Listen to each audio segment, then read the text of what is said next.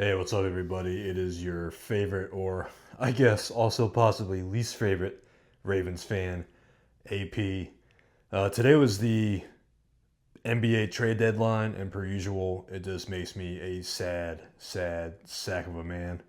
I go from football season where the Ravens let me down at the highest level to just experiencing the lowest of low levels of professional sports being a Washington Wizards fan.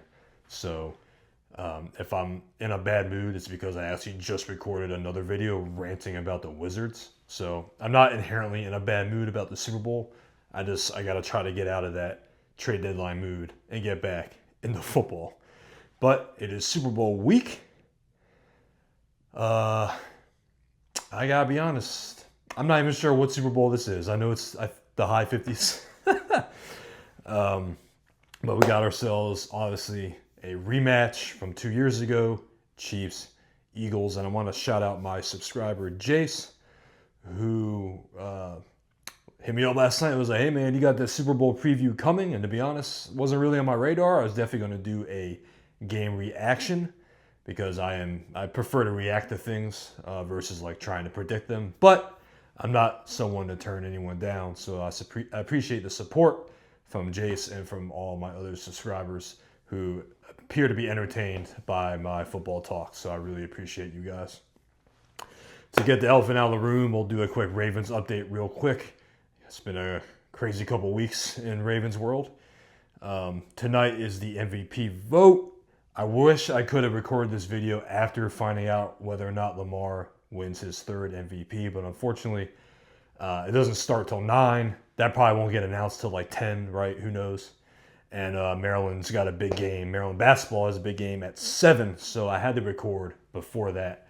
I will say I think Lamar probably will be winning his third MVP tonight. I personally don't care. Again, I'm just not a personal awards guy, but if that is the case, look, I'm happy for him. There's no one in the league as valuable as Lamar when it comes to keeping a team relevant and setting them up for possible success. Obviously, no question, and I've been on top of this more than anyone.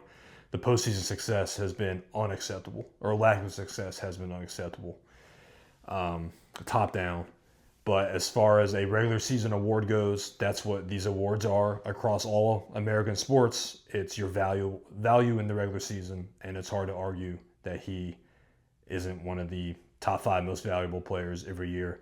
And his season this year was way better across all categories than last year when he won the MVP. So I only say I'm confident he's going to win because I saw a stat. I know he dominated the all NFL first team and second team votes. And historically, whoever does well in those votes usually also wins MVP. So it'd actually be pretty rare for Josh Allen to win MVP despite those all NFL votes. But Josh also had a great year. I wouldn't be mad if he wins either. Justin Tucker. I'm not going to say much about this.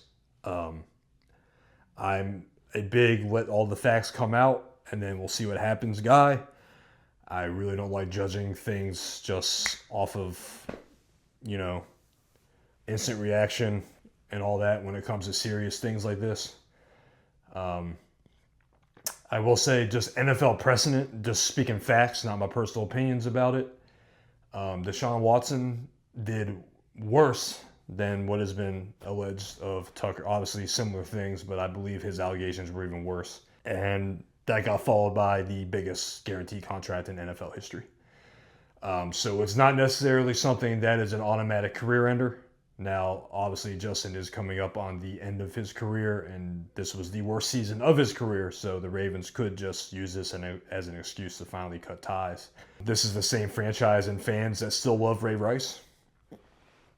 And dragging your knocked-out fiance out of an elevator after punching her, in my opinion, is worse, more of a crime than what Justin. Bad behavior, but if we're just talking facts, and again, what has been set up in the past and how the NFL views things, I would not be surprised if Justin Tucker is still on the team next year. I guess I'll just leave it at that. Obviously, if more things come out and stuff happens and he gets cut, I'd also understand.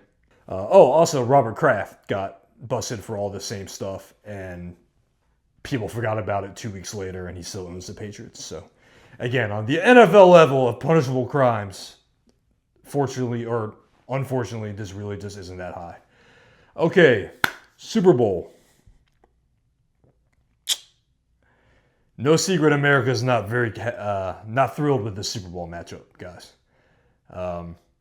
Me personally, I am rooting for the Chiefs. I don't feel bad about it. My mindset is I'd rather one team just keep winning.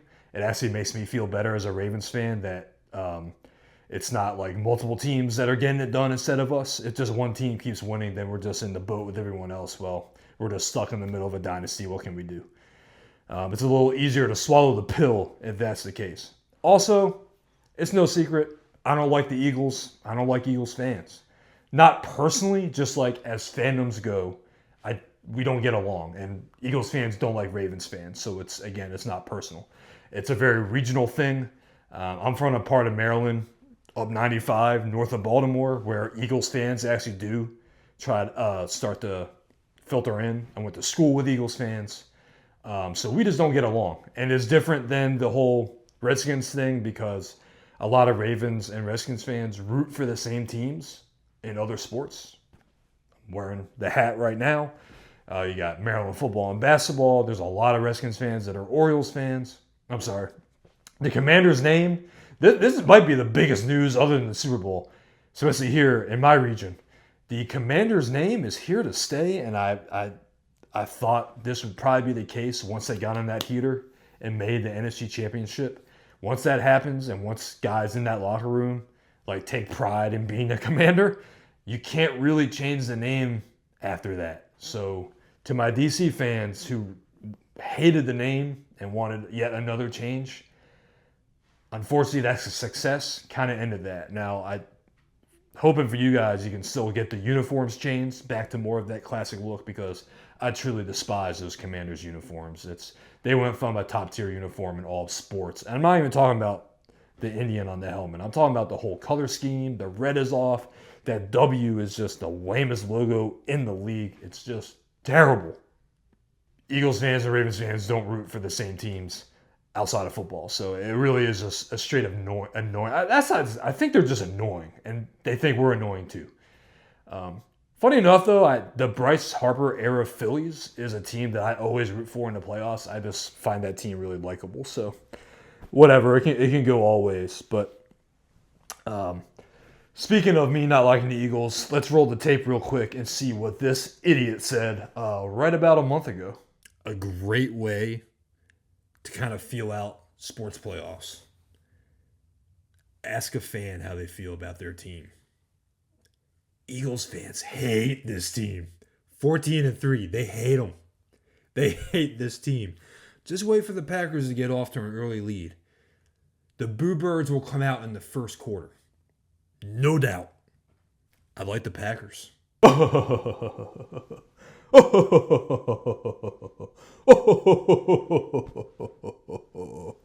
Woo! Hey, when you laugh at others, you also got to laugh at yourself. And obviously, that came out to be a freezing cold take. Now, in my defense, in that same video, I did say that the Eagles are admittedly extremely talented. I'd say they're probably the most talented team, top to bottom, in the NFL. I respect the Eagles. They came into the bank this year, did their thing. They were the better team. But there's something about that locker room, all the drama. It can go either way, right? It can go two ways. It can just all come together at the right time. As soon as the playoffs start, they can flip the switch and they can go on a run. Could the Eagles win the Super Bowl this year? Absolutely. Despite all that talent, despite going 14-3, obviously you had the Saquon part of it, which, human highlight reel. But other than that, I mean, it can just be a painful watch of this team all year. And then you had the drama with Hurts and the receivers and the locker room, and there was a little bit of a split. Defensive players were talking bad about the receivers, yada, yada. The coach is yelling at the fans. The fans hated the team despite going 14-3.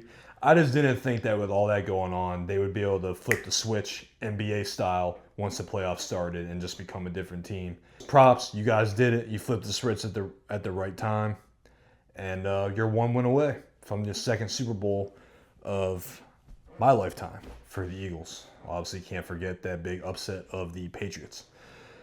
Chiefs. So I did pick the Chiefs to make the Super Bowl this year. My pick was Chiefs-Lions. So the fact that you guys are back yet again, the least surprising thing ever to me. Let's talk about the refs. It dominates social media. I find it very annoying. Yes, the Chiefs get calls. So does every other dynasty and every other sport of all time. Maybe baseball excluded, but if we're talking hoops and football, the Patriots got calls. The Bulls got calls. LeBron's Heat got calls. The Lakers got calls. The Warriors got calls. Yes, the Chiefs get calls. It is good for the league if the top team keeps winning. Now, that being said, I don't think the Chiefs are just where they are because they get calls. We're talking about a late hit there, a late hit here, maybe not throwing, a pass interference, maybe spotting that ball short a couple inches. None of these teams have played well enough to earn a win against the Chiefs. Gary Williams, legendary Maryland basketball coach, used to publicly say to the media, yeah, when we go play Duke, when we go play North Carolina, we have to beat them and the refs, and everyone knows it. And it wasn't like disputed or talked down against. Like, it's fact. If you want to beat the best, you gotta beat them 10 out of 10. Okay? So that really is just my honest thought and take about it. If you want to beat the champs, if you want to beat the dynasty in any of these situations, you gotta show up.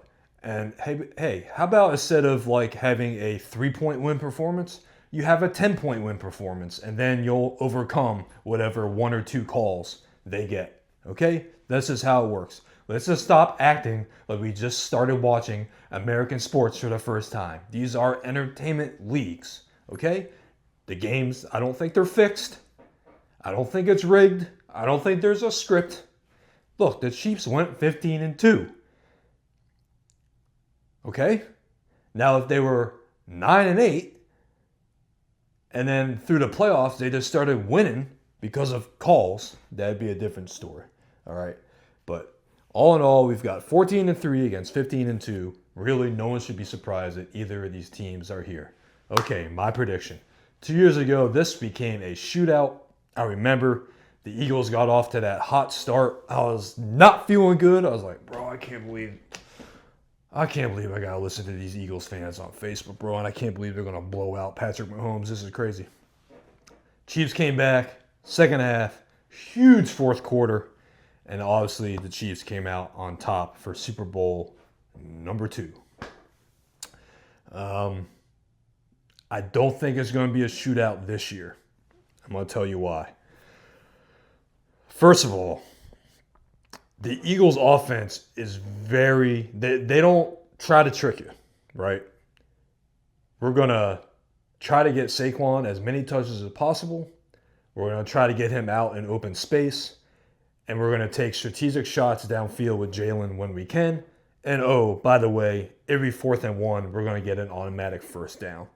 By the way, if you guys want to complain about refs, how about the fact that, and this isn't just the Eagles, because the Ravens do it with Mark Andrews. I remember Denver was doing it against the Bills. The Bills try to do it with Josh Allen, but they don't actually run the tush push. They run like a classic QB sneak. This is the worst play in sports right now, and the NFL needs to absolutely ban it this offseason. That being said, they're very good at it, and right now it's legal, so they're just going to keep doing it. The Eagles' offense only has to gain 8.5 yards to get a first down in 3 plays, and then the 4th is automatic.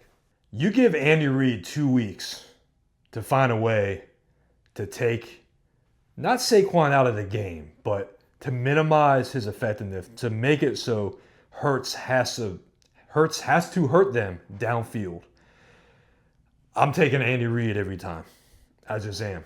I think the Eagles' offense, for the most part, is going to look kind of ugly in this game, like they did a lot of the regular season. And on offense, I think the Chiefs will find a way. Old Patty Mahomes will find a way to score enough. It probably won't be pretty. I'm not sure exactly how it's going to happen. I could see it going down kind of like that Ravens AFC Championship last year where the Chiefs come out and score immediately twice and then they just find a way to hold on to the lead. I could also see both teams looking like trash in the first half and then coming out with second half adjustments. Trash on offense, that is. I'm feeling like a Chiefs win in like the 23-20, 24-21, 24-19, something in that range is the type of game I think we're going to get on Sunday night. I think it's going to be close the whole time. I'd be surprised if either team is ever up by double digits. But that's just my honest feeling and thoughts on this matchup. Again, I think the keys are the Eagles are going to have to get the ball downfield without relying on Saquon. And the Chiefs, they're going to have to be able to run the ball somewhat. And the Eagles are really good at stopping the run. They got a good pass rush too. That's why I said I don't think the Chiefs are going to be high scoring. I don't think it's going to be a high scoring game like last week against the Bills or 2 weeks ago already. I think it's going to be more of that Chiefs offense that we saw a majority of the season playing in the 20s. Because I think it's going to be hard for them to run the ball, but they can't give up. Because I think the most impressive part about the Chiefs dynasty is how they were really able to reinvent themselves. If you look at the Warriors winning a championship after Durant left, obviously like Mahomes and Kelsey are still there, but like if you want to talk about post Tyreek Hill, post that explosive Chiefs offense where they just aired it out and there's nothing you could do about it when the dynasty started, they've really reinvented themselves into another way to win, and to me that's impressive. But yeah, that again, I'm low 20s type game is really what I'm feeling here. So of course this game will be like 46-42, right? Because that's how it goes. But per usual, I talked longer than I was planning to probably. But I want to thank you guys for joining me. Don't hate me too much if I made you mad with any of my takes. Again, that's why they got to go prove it on the field. So I will see you guys after the game for my post-game reaction. Not sure when I'll record it. I am one that still goes to Super Bowl parties, so I might wait till I get home that night. Or maybe I'll do it in the car afterwards. We'll just have to see. But thanks for joining me. Let me know in the comments what you think is going to happen on Sunday night. And I appreciate you guys, as always.